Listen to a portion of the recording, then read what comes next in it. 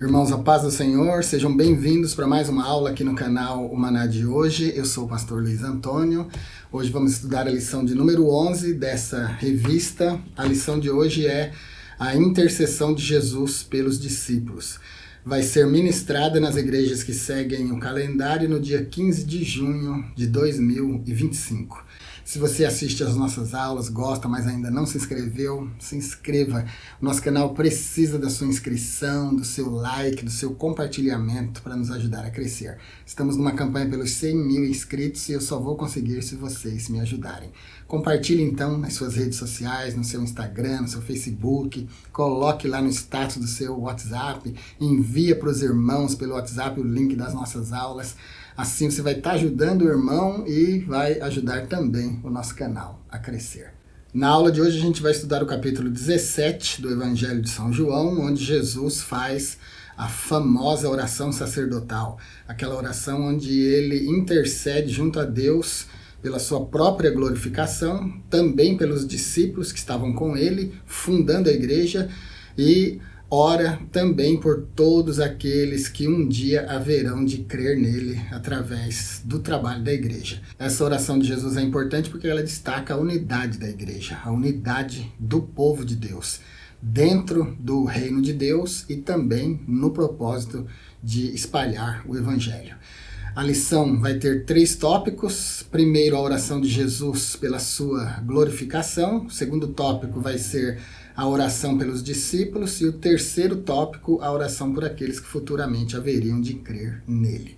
Então, a palavra-chave da lição de hoje é intercessão. Nós temos 3 objetivos, como sempre. Nós vamos meditar, examinar e mostrar. Vamos meditar sobre a oração de Jesus pela sua glorificação. Isso se refere à sua missão redentora. Vamos examinar a oração pelos discípulos, para que essa oração era para que eles fossem protegidos e santificados, e nós vamos mostrar a oração por aqueles que futuramente creriam no nome dele. O texto áureo é o versículo 3 do capítulo 17 de São João. Está dentro da leitura em classe. Então a gente vai fazer um comentário aqui no texto áureo, como normalmente a gente faz, e com isso a gente já vai estar destacando a leitura bíblica em classe, tá bom? A leitura bíblica em classe está em João 17, de 1 a 3, e os versículos de 11 até o 17. E o texto áureo está dentro da leitura bíblica em classe, que é o versículo de número 3. Por isso ele é áureo, porque ele é importante, ele tende a resumir a lição. A leitura bíblica em classe é onde nós vamos sediar todo o nosso comentário da aula de hoje, e o texto áureo é meio que um resumo da leitura bíblica, ou seja, de toda a lição. O texto áureo no grego a gente vai ler assim: Aftevi nesteni eonio zoi, inagnoskosise, ton mon alifinon feon, keon apestilas ieson Christon. E a vida eterna é esta, que conheçam a ti só, por único Deus verdadeiro, e a Jesus Cristo, a quem enviaste. Tem 4 pontos importantes que a gente pode destacar aqui no texto áureo. Primeiro é Eonio Zoe, a vida eterna. E a vida eterna é esta. Esse é o primeiro ponto. Essa vida eterna não fala somente de existir para sempre, depois que nós formos arrebatados ou depois que a gente passar pela morte. Quando a gente estiver no futuro eterno com Cristo, essa vida eterna não fala só disso, mas ela fala de uma segunda coisa. A base dessa vida eterna é o conhecimento, que vem do grego gnosko. Continuando lá, o versículo diz assim, ó, gnoskosise, que te conheçam a ti. Então, a base da vida eterna é o conhecimento de Deus e o conhecimento de Jesus. Porque vida eterna é um atributo exclusivo de Deus. Eternidade é uma exclusividade de Deus. Eternidade é uma exclusividade de Jesus Cristo. Jesus teve 2 existências importantes que é importante que você entenda como estudante da Bíblia. Jesus, ele era o verbo eterno, no princípio era o verbo, e o verbo estava com Deus, e o verbo era Deus, então ele existe antes da criação com o Pai, é daí que a gente começa a depreender a doutrina da Trindade, né? O Pai, o Filho e o Espírito Santo aparecem desde antes da criação. Quando a gente investiga a Bíblia com toda a honestidade, a gente percebe isso. Então, Jesus, o conhecimento de Deus e de Cristo que detém em si a eternidade, faculta para nós a vida eterna. E a vida eterna é esta, que te conheçam a ti só, por único Deus verdadeiro. Então, a base para a vida eterna é o conhecimento de Deus. E gnosko, do grego, não é um conhecimento superficial, não é um conhecimento básico, é um conhecimento profundo, é um conhecimento aprofundado das coisas de Deus. É um conhecimento relacional, é um conhecimento que não é só intelectual, mas ele é empírico. Esse conhecimento que a gente precisa ter do verdadeiro Deus e do seu enviado Jesus Cristo, para que tenhamos a vida eterna, é um conhecimento empírico, ou seja, ele tem que se basear na experiência. Não adianta falar, eu conheço Jesus, ou eu amo Jesus, se você não tem uma vida com ele. Se não tiver uma vida com ele, que é esse conhecimento aqui, gnosko, um conhecimento profundo, é daí que vem o termo gnose, dos gnósticos, que diziam que tinham um conhecimento mais profundo de todo o universo, de todas as coisas. Então eles arrogavam para si, com vaidade, essa afirmação de dizer que eles é que conheciam as coisas eternas. O termo que se aplica aos gnósticos, que eram hereges, é o mesmo termo que se aplica aqui ao conhecimento de Deus, porque grego é grego, né? Então, conhecimento no grego se aplica tanto ao conhecimento no cristianismo, quanto ao conhecimento em qualquer religião ou seita. Esse conhecimento é profundo. É um conhecimento que se baseia na relação sua com Cristo, na minha relação com Cristo. Então, esse conhecimento tem que ser empírico, ou seja, baseado na experiência. Então, a vida eterna se baseia no conhecimento do ton monon alephinon theon, do único Deus verdadeiro. Quando Jesus diz que para a gente ter a vida eterna, a gente precisa conhecer esse único Deus verdadeiro, o que ele está fazendo aqui nessa terceira parte do texto áureo é diferenciando Deus Yahvé, que é o único verdadeiro, dos deuses falsos. Então, Jesus colocou duas características importantes aqui em Deus. Ele é único e é verdadeiro. É o único Deus verdadeiro. Todos os demais fora dele são falsos. Então, quando Jesus enfatiza aqui a unicidade de Deus como verdadeiro, lembrando que quando eu falo unicidade aqui, eu não estou falando de unicismo, não estou falando da doutrina unicista, estou falando de Deus como único. A unicidade de Deus como Deus verdadeiro. Todos os deuses das nações, lê o Salmo 115, você vai ver que quando se compara Yahvé com os deuses das nações, eles são falsos, são criação humana, são antropomórficos, enquanto que o Deus Yahvé é verdadeiro, é real, é um Deus que se relaciona com o seu povo, é um Deus que está próximo, não é um Deus distante, né? Apesar de transcendente, mas ele está sempre perto do seu povo, ele protege o seu povo. Então, o conhecimento desse único Deus verdadeiro é a terceira base para a vida eterna. O quarto ponto aqui, então, é que reconheçam também Jesus Cristo, a quem enviaste. Então, a base da vida eterna é o conhecimento. Que conhecimento? O conhecimento profundo, relacional, empírico, desse único Deus verdadeiro e de Jesus Cristo, a quem ele enviou. Então, queridos, perceba que não adianta nem ler só a Bíblia. Ler a Bíblia é importante porque você vai começar a conhecer Deus, vai começar a conhecer Jesus. Mas ler a Bíblia não garante nada para você. Porque a vida eterna é garantida por um conhecimento que vem sim através da leitura, vem sim através de um relacionamento pessoal com Deus, mas esse conhecimento precisa ser profundo, precisa ser um conhecimento pessoal de Deus. Você precisa sentir Deus, você precisa se filiar, você precisa ter a filiação, você precisa ser filho de Deus. E para ser filho de Deus, para que esse conhecimento aprofunde, você tem que recebê-lo como Salvador. Essa é a base da vida eterna, então. A vida eterna não é simplesmente existir para sempre, mas é ter esse conhecimento, que não é um conhecimento intelectual só, mas é um conhecimento relacional. É um conhecimento empírico. De quem? Do único Deus verdadeiro e de Jesus Cristo a quem ele enviou. Todos esses 4 pontos nós encontramos aqui no texto áureo. Então o texto áureo é o centro da leitura bíblica em classe.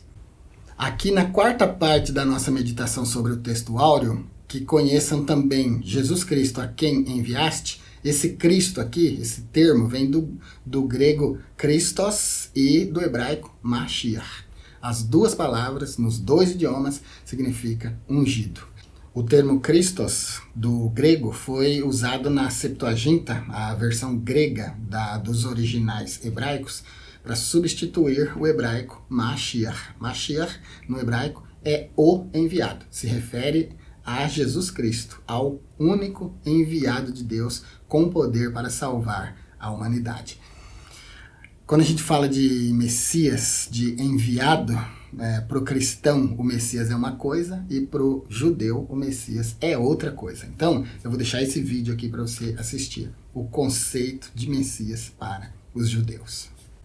Tópico de número 1, a oração de Jesus e sua glorificação. Item 1 do tópico 1, a oração de Jesus. Entre todas as orações que estão registradas nos evangelhos, essa aqui de João 17, com certeza é a mais importante. Essa oração está dividida em 3 partes importantíssimas. Jesus ora por sua própria glorificação, pedindo ao Pai que, assim como ele glorificou o Pai aqui na terra, que o Pai voltasse a glorificá-lo com aquela glória que eles tinham antes da fundação do mundo. Quando a gente fala dessa glória de antes da fundação do mundo, a gente se lembra, pelo menos eu sou obrigado a me lembrar de João capítulo 1, versículo 1. No princípio era o verbo, e o verbo estava com Deus, e o verbo era Deus. Essa é a glória que Jesus tinha com Deus. A glória de ser Deus com o Pai. A glória de participar da Trindade com o Pai. Pai, Filho e Espírito Santo. Então, essa oração ela é famosa por isso, porque Jesus intercede por si mesmo, para recuperar a glória que ele tinha com o Pai. Ele intercede pelos apóstolos, pelos discípulos que estavam ali com ele na sua época. Quando a gente fala de apóstolo, óbvio, estamos falando dos 12. E os discípulos é todo aquele que seguia a disciplina de Jesus. Então, apóstolos e discípulos são diferentes, né? Às vezes a gente se refere a discípulos se referindo aos 12 apóstolos. Mas os 12 apóstolos são o grêmio único, insubstituível, aqueles que com Jesus lançaram o fundamento da doutrina da igreja.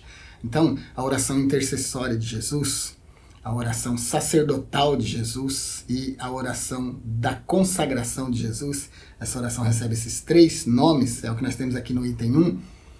Essa oração é importante porque ele ora por si mesmo, ora pelos apóstolos, ora pelos discípulos e ora até por nós, por todos aqueles que depois haveriam de crer nele. Então, nessa oração, Jesus incluiu até a gente. Até nós agora, da igreja moderna, estamos abençoados por essa oração feita por Jesus. Ele intercedeu por todos em todos os tempos. Por isso, essa oração é importante. E ela recebe esses 3 nomes. Oração intercessória, oração sacerdotal e oração de consagração. Item 2. A oração de Jesus pela sua glorificação.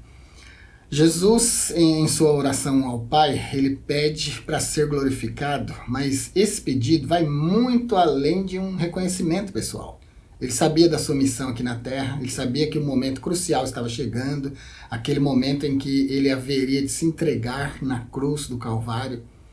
Tanto que ele diz, é chegada a hora. Nesse momento aqui, ele anuncia que o tempo da salvação está próximo. E pelo seu pedido ao Pai, glorifica a teu Filho, para que também teu Filho glorifique a ti, que é João 17:1, revela que a glorificação acontece através da cruz. Jesus seria glorificado na sua morte, na cruz, porque nesse momento, então, ele encerraria a sua missão aqui. E ele, então, voltaria para o seu lugar de origem. Lembrando de João, capítulo 1, versículo 1. No princípio era o verbo, e o verbo estava com Deus, e era Deus. Essa é a glória que Jesus está buscando, novamente. Quando ele encarna, ele sofre aquilo que teologicamente a gente chama de kenosis, que é o esvaziamento da divindade. Não completamente, mas parcialmente. Para que ele, então, pudesse cumprir a sua vida plena de homem aqui na Terra, né? A única coisa que Jesus não fez como homem foi pecar. O resto, tudo, ele praticou. Nós tivemos uma lição com o título Jesus viveu a experiência humana. Então, ele viveu a experiência humana, com exceção do pecado, na sua plenitude. E de acordo com João 17, 3 e 4, quando Jesus fosse glorificado, que é o momento em que ele morreria na cruz do Calvário, ele não somente ofereceria vida eterna para todos os que crescem nele, mas também, a partir do momento da morte, depois da morte, ele voltaria para o seu lugar, onde primeiro estava, que era ao lado do Pai, estando com Deus e sendo Deus, conforme João capítulo 1, versículo 1.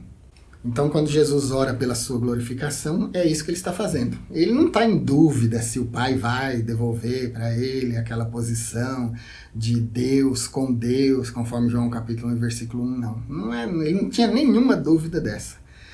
Isso aí é só retórica de Jesus. Ele está orando porque ele está orando só. Ele tinha prazer em falar com o Pai, né? E também, queridos, uma coisa que eu acho que eu já falei em outras aulas anteriores, mas vou falar agora de novo, que vocês precisam decorar. Esse negócio de Pai, Filho e Espírito Santo é uma hierarquia funcional que só existe aqui na Terra. Na eternidade, Pai, Filho e Espírito Santo, ou seja, as três pessoas da Trindade, são do mesmo nível. Pai, Filho e Espírito Santo parece aqui na Terra, nessa hierarquia que a Bíblia mostra para nós, parece um menor do que o outro, mas é só um antropomorfismo para a gente entender essa relação. Deus se manifesta no princípio da criação como o Pai da criação, Jesus se manifesta como o Filho do Pai, o Redentor da humanidade, e o Espírito Santo agora como o Consolador, trabalhando agora, ainda está trabalhando agora, nessa era da igreja. Mas essa relação é funcional só. Vou deixar um vídeo aqui para vocês no card, e todos os vídeos que eu deixar no card, vou deixar na descrição também, para ficar facinho, de repente você não consegue achar os cards, né? Pode, por alguma dificuldade, vou deixar também na descrição. Quem é maior na Trindade? Para você entender essa questão, esse relacionamento entre as três pessoas. E para você entender que esse relacionamento de Pai, Filho e Espírito Santo, onde dá para entender que um é maior do que o outro, é somente aqui na Terra. Somente enquanto eles desenvolveram o seu ministério, o ministério de cada uma das pessoas da Trindade a favor da humanidade. Na eternidade, mesma essência, mesmo poder, mesma pessoalidade, mesma inteligência, mesmo tudo. É Deus, a natureza divina dividida em três pessoas. E lá na eternidade, essas três pessoas não têm diferença uma da outra. É o que você vai entender nesse vídeo que eu deixei para você. E isso tudo que eu acabei de falar combina com o item 3, a mesma glória com o Pai. Tá vendo? Na eternidade, Jesus, antes da criação, ele estava com Deus e era Deus. Ou seja, participava da glória, participava da natureza, participava da essência divina.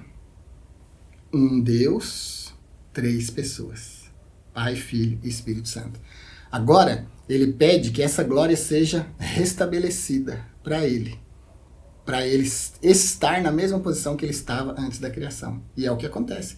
Depois que ele morre, é sepultado, aí ressuscita e sobe para o Pai, para o lugar onde primeiro estava. E lá ele está com a mesma glória que tinha anteriormente. Você vai entender muito quando você assistir aquele vídeo. O item de número 3 aqui, a mesma glória com o Pai. No versículo 5 está escrito: E agora glorifica-me tu, ó Pai, junto de ti mesmo, com aquela glória que tinha contigo antes que o mundo existisse. Essa glória, ela se relaciona então com a divindade de Jesus, o verbo divino. Foi tudo que eu já expliquei até agora. Então, na realidade, o que Jesus está solicitando aqui é essa glória mútua, essa glória que é igual com o Pai. Eu nem preciso falar mais aqui, porque tudo que eu já falei aqui no item anterior já explicou. Jesus, então, era o verbo, estava com Deus e era Deus. Então, tinha glória antes da criação. No seu trabalho a favor da humanidade, ele vem para morrer a morte vicária a nosso favor. Nesse processo, ele se esvazia da sua glória. Quando ele termina esse ministério, esse processo, ele retoma essa glória, a mesma glória do Pai, que é o versículo 5 de João 17. Glorifica-me tu agora com aquela mesma glória que eu tinha contigo antes da fundação do mundo. Isso é o item 3 aqui do tópico 1. Aqui na revista do professor tem um auxílio bíblico teológico e tem uns 4 pontos aqui que é importante a gente observar. Vamos observar aqui esses pontos. O primeiro ponto é o pedido de Jesus para a sua glorificação, que ele quer ter com o Pai novamente aquela glória que ele tinha antes de encarnar, antes de sofrer a kenosis, o esvaziamento da divindade e da glória. Então ele diz aqui: eu te glorifiquei na terra, agora, ó Pai, me glorifica junto de ti, com aquela mesma glória que eu tinha contigo. E a segunda coisa que a gente vai destacar aqui, nesse subsídio bíblico-teológico, é que Jesus consumou a obra que o Pai deu para ele fazer. E tem uma palavra grega aqui no subsídio que é teleiosas. Teleiosas está no mesmo campo semântico de télios, que está no mesmo campo semântico de teteleste. Então a gente tem teleiosas, télios e teteleste. Teleiosas significa completar, trazer, levar uma coisa até o final, terminar, realizar uma coisa, fazer com que uma coisa chegue ao seu objetivo. Télios significa completo, perfeito, terminado. E teteleste significa terminado, consumado. Por isso, no texto grego de João 19:30, está escrito assim, ó, Isos ipen teteleste. E disse Jesus, está consumado. Está no mesmo, então essas três palavras, teleiosas, télios e teteleste, as três estão no mesmo campo semântico, mesmo campo de significados. Quando Jesus diz, eu fiz aquilo que o Senhor me mandou fazer, ele disse, eu completei, teleiosas. Eu deixei télios, eu deixei completo, terminado, perfeito. Eu consumei a obra. Quando ele morre, ele diz, teteleste, está consumado. Eu vou deixar um vídeo para vocês explicando categoricamente o termo grego teteleste. Aliás, eu vou deixar dois, porque tem a pronúncia tetelestai e a pronúncia teteleste, que eu falei. Uma é grego clássico, outra é grego koiné.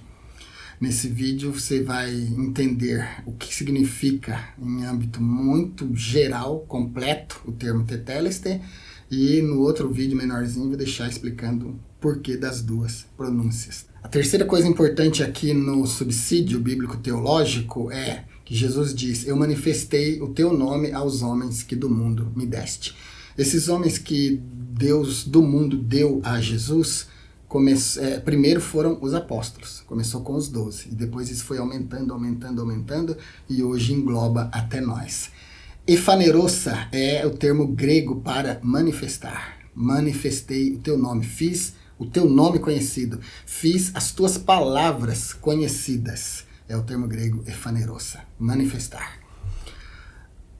Os judeus, eles não pronunciam o nome de Deus, eles têm o seu dogma lá, a sua crença, então eles não falam o nome de Deus, não pronunciam o nome Yahvé, por motivo deles. Nós cristãos não entendemos isso, porque nós temos uma intimidade com Deus que é diferente da intimidade dos judeus, né?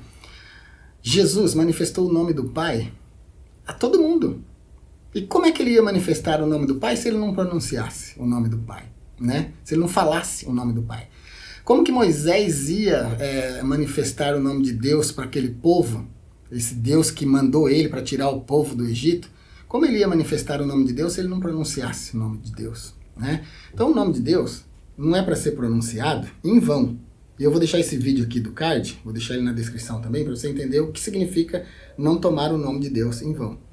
Não é não falar o nome de Deus, é outra coisa que você vai entender assistindo o vídeo. E a quarta coisa que eu quero destacar aqui, nesse subsídio teológico, é eu dei-lhes as palavras que a mim me deste. Jesus recebe as palavras de Deus e passa para os apóstolos, que passa para os discípulos, que passa para o mundo. Jesus é a própria palavra de Deus, inclusive ele é chamado, né, de o verbo, em João 1:1. É chamado no Apocalipse de a palavra de Deus, o nome pelo qual se chama é a palavra de Deus. Então ele é a palavra viva, e a palavra que sai da boca dele é a palavra da vida eterna.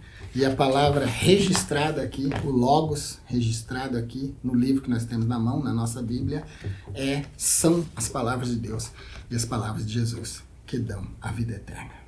No tópico de número 2, a oração de Jesus pelos discípulos. Aqui a gente tem os 3 itens. Primeiro, a intercessão pela proteção dos discípulos. Segundo item, os discípulos recebem a palavra. E o terceiro item, são protegidos do mundo. A intercessão pela proteção dos discípulos. Nos versículos de 4 a 8, com exceção do versículo 5, Jesus ora como se estivesse apresentando um relatório para Deus, para o Pai, de tudo aquilo que ele realizou aqui na terra, no seu ministério. No versículo 6, ele intercede pelos discípulos e pela unidade entre eles. O versículo 6 é: manifestei o teu nome aos homens que do mundo me deste. Eram teus, e tu os deste a mim, e guardaram a tua palavra. Então os discípulos receberam a palavra de Jesus. E não receberam só aqui, receberam aqui. Lembra que no textuário eu comentei que a base da vida eterna é o conhecimento de Deus? E não é um conhecimento só intelectual, é um conhecimento de relação com Deus. É um conhecimento empírico com Deus? Pois é, e tem 2 aqui, os discípulos receberam a palavra. E Jesus disse que eles receberam não porque eles só escutaram com os ouvidos, mas porque eles guardaram no coração, tá bom? Tem 3 termos gregos para coração na Bíblia, e eu vou deixar para você num vídeo muito bom, explicando esses 3 termos gregos. Vou deixar aqui na descrição para vocês, vai valer a pena assistir. O item 2 aqui diz que apesar de os discípulos terem tido dificuldade de entender Jesus, entender a obra de Jesus muitas vezes, às vezes entender até o que Jesus estava falando, né? Mas eles perseveraram na fé, eles guardaram a palavra e eles viveram conforme a palavra, viveram conforme o ensinamento de Jesus. Isso é importante em relação a receber a palavra. O cerne do item de número 2 aqui, os discípulos receberam a palavra, é a gente destacar o fato de que eles viveram por ela. Na época dos discípulos, é importante a gente lembrar que não tinha esse livro aqui compilado, né? A Bíblia estava sendo escrita. Lucas escreve Atos, escreve seu próprio evangelho, João escreve seu evangelho, Mateus, Lucas escrevem os seus evangelhos. Depois aparece o apóstolo Paulo, escrevendo a maioria das cartas do Novo Testamento. Aí depois de muito tempo é que a gente tem esse compilado aqui na mão.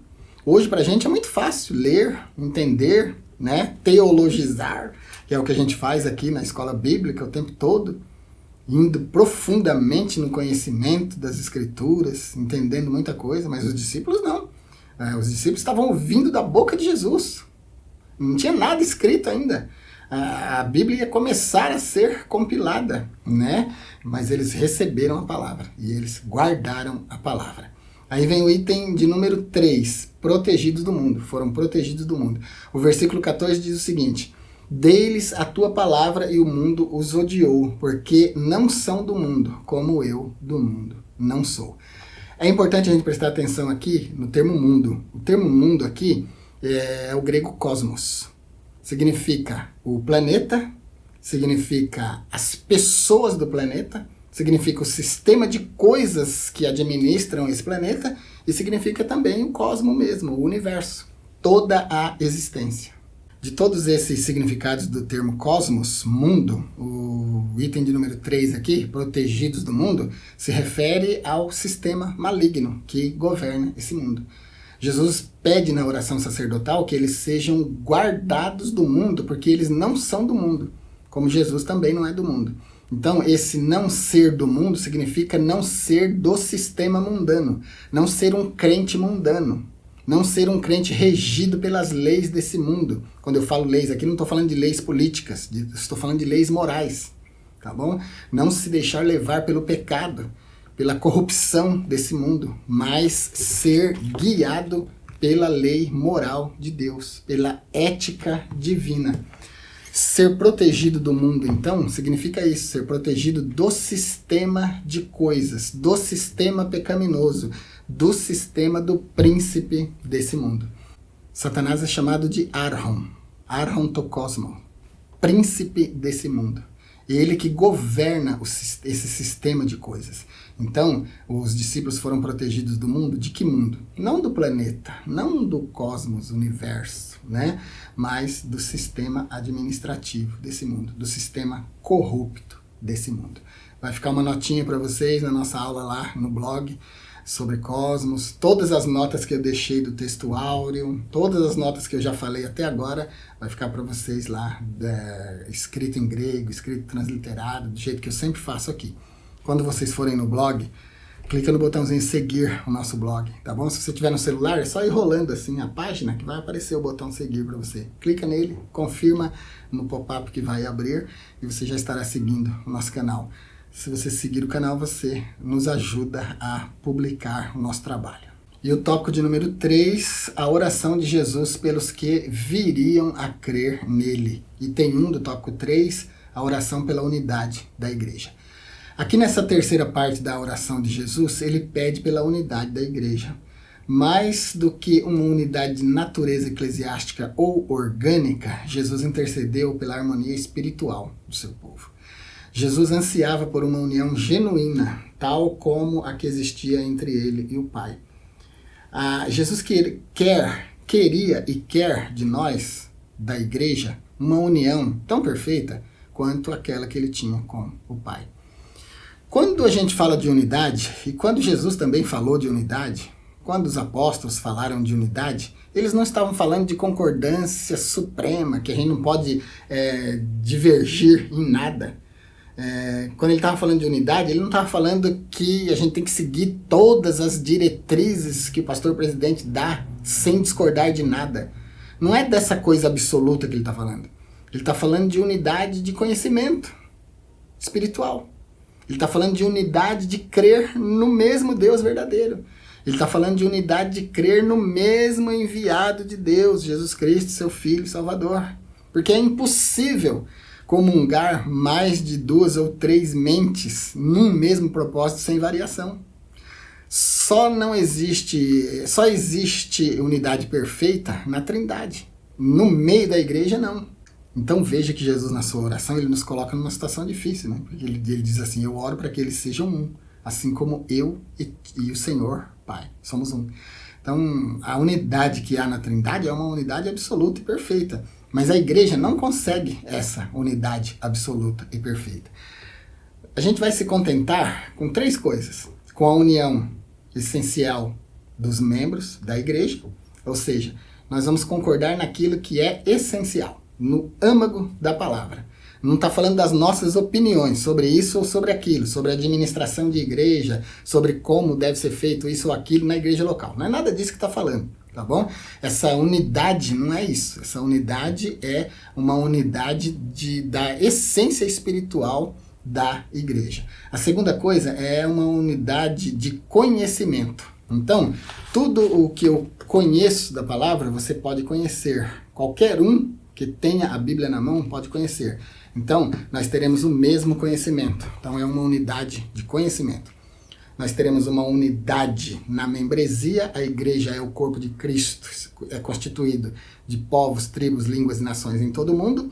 Formamos um único corpo. Essa é a unidade. Não está falando de intelectualidade, não está falando que é para concordar com minúcias de coisas administrativas ou de pensamentos individuais. Não é nada disso. Então, é uma unidade no corpo. A outra é uma unidade do conhecimento da palavra. Que conheçam a ti somente como o único Deus verdadeiro e a Jesus Cristo a quem tu enviaste. Esse é o conhecimento que tem que ser único. Essa é a unidade. E a terceira coisa é a união que se manifesta pela glória de Deus na igreja. Quando a igreja se manifesta como igreja verdadeira, não como uma igreja mundana, porque a igreja mundana não tem a glória de Deus. Mas a igreja verdadeira tem a glória de Deus. E quando ela manifesta a glória de Deus, ela manifesta essa unidade. Porque Deus é um. Esse é o propósito do item 2, então. Quando a igreja manifesta esses 3 tipos de unidade, a unidade no corpo, independente de placa de igreja, quando a gente fala de unidade no âmbito espiritual, a gente não está falando de denominação ou de nome de igreja, né? Porque isso não tem valor nenhum no mundo espiritual. No mundo espiritual, todos os crentes salvos formam o corpo de Cristo. Essa é a unidade essencial dos membros do corpo de Cristo. Então, o propósito dessa unidade é glorificar a Deus em Cristo, para que o mundo saiba que Jesus foi enviado de Deus. Se nós vivermos uma união tal, independente de denominação ou placa de igreja, que manifeste Jesus como enviado de Deus, então a gente está no caminho certo. Esse é o propósito da unidade. Quando a gente pensa nisso, aí todas aquelas besteiras de que a minha igreja é a igreja certa, ou a minha igreja é a igreja melhor, ou a doutrina da minha igreja é a doutrina melhor, a minha igreja é a que salva, é tudo besteira. Tudo isso aí é arrogância humana, né? Porque a unidade é no corpo de Cristo. Pessoas de todos os povos, tribos, línguas e nações que aceitaram Jesus como Salvador, independente do idioma que fala, do grau de inteligência que tem, da cor, da riqueza, do nível intelectual, todos são salvos e participantes do mesmo corpo. Essa é a unidade pela qual Jesus orou. Tá bom, meus irmãos? E o conhecimento, a essência do conhecimento e o desenvolvimento do fruto espiritual é a segunda característica, que vai manifestar Jesus ao mundo, o Jesus que vive em nós. Inclusive, Gandhi, observando o comportamento dos cristãos e a incoerência do comportamento dos cristãos com o Evangelho, ele disse certa vez: eu conheço o seu Cristo, mas não conheço o seu cristianismo. Eu conheço o seu Cristo, mas não reconheço o seu cristianismo. Estava falando que a vida da igreja não condizia com a vida de Cristo. Olha que coisa grave. E era um hindu que estava falando. E o item 3, para terminar a aula, a oração por encorajamento à unidade. Em João 17, 21 e 22, Jesus roga para que os discípulos sejam incentivados a manter a unidade com ele. Nós com ele, ele com o Pai. Então, formamos uma unidade. Vamos decorar o negócio da unidade? Unidade no corpo, unidade no conhecimento, unidade na glória. Então, meus irmãos, no contexto da oração sacerdotal, da oração de Jesus, quando ele roga ao Pai para que sejamos um, como ele e o Pai são um, essa unidade, ela não é uma unidade institucional ou física, simplesmente. Mas é, como eu já disse, dividir em 3 partes. É a união do corpo de Cristo no mundo inteiro, é a união no conhecimento da palavra de Deus e é a união na glória de Deus. Quando a igreja se comporta como igreja, ela manifesta a glória de Deus. E isso em todos os lugares do mundo. Então, em qualquer lugar que você chegar, que a igreja estiver, é a mesma glória. Isso fala também de unidade. Para encerrar, uma definição prática e tríplice aqui de unidade é a seguinte: unidade é comunhão genuína. Estar ligados por amor e propósito, independente de diferenças externas. Eu posso ter um temperamento, uma opinião, posso ser uma pessoa fácil ou difícil de lidar, mas eu preciso estar unido com vocês, com o restante da Igreja de Deus, em amor, em fé e em propósito. A segunda coisa importante, sintonia espiritual, é viver em paz e cooperação, tentando refletir o caráter de Cristo. Sintonia espiritual, é o que eu falei para vocês.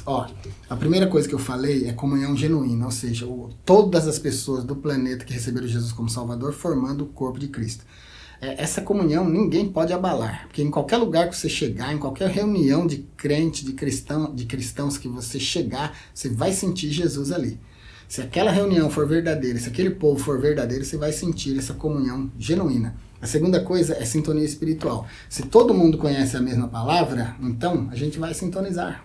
Em qualquer lugar que a gente chegar, não importa o idioma, a gente só vai traduzir o idioma para a gente entender o que é que está sendo falado e a comunhão vai ser estabelecida. E depois, o testemunho coletivo, que é demonstrar ao mundo a presença de Deus através da união dos crentes. Eu falei para vocês que se a gente for uma igreja verdadeira, a glória de Deus vai se manifestar em nós. Todo mundo vai saber que a gente é de Cristo. Todo mundo vai saber que Deus enviou Jesus para cumprir seu propósito. Jesus e o Pai serão manifestados através da vida da igreja. É isso por hoje, então. O que a gente precisa levar de resumo dessa lição é que Jesus, na sua oração sacerdotal, ele queria 3 coisas. Reaver a sua comunhão e glória com o Pai, aquela que ele tinha com ele antes da fundação do mundo. Queria a proteção dos seus discípulos, aqueles que estavam com ele lá na época dele, e queria também a nossa proteção, daqueles que um dia haveriam de crer no seu nome. Era isso o que Jesus queria. Da nossa parte, a gente vai tentar manter comunhão genuína, sintonia espiritual e o nosso testemunho coletivo, porque assim o mundo saberá que o único Deus verdadeiro do qual falou o texto áureo enviou o seu Filho, o único e suficiente Salvador, para nos resgatar desse mundo perdido, desse sistema de coisas, traduzido do grego, cosmos.